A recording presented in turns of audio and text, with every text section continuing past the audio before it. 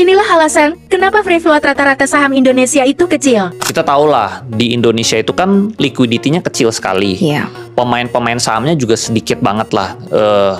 Investor saham di Indonesia kan nggak nyampe 10% gitu loh. Kalau misalnya barang supply-nya terlalu besar di market, ya sahamnya ini susah naik sebenarnya. Ya.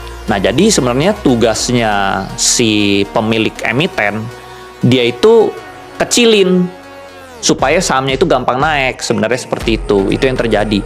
Karena kalau misalnya supply-nya jadi sama lah kayak misalnya kita punya toko branded lah, misalnya Hermes, Louis Vuitton atau apapun lah gitu ya.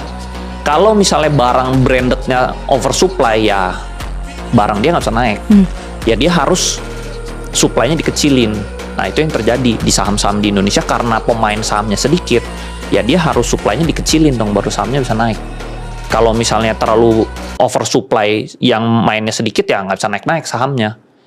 Gitu. Jadi sebenarnya ya it's two side of coins lah. Ada bisa ada yang bilang jelek, ada yang bilang ya memang harus dikecilin supply-nya supaya bisa naik kan.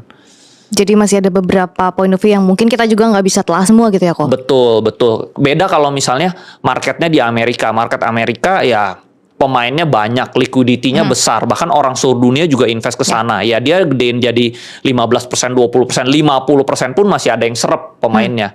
Nah, kalau di Indonesia misalnya market cap-nya nggak usah gede-gede deh, market cap-nya 10 triliun, 50 triliun. Kalau dia buang 20% ke market, siapa yang main? Siapa yang serap? Ya akhirnya sahamnya juga nggak bisa naik karena oversupply.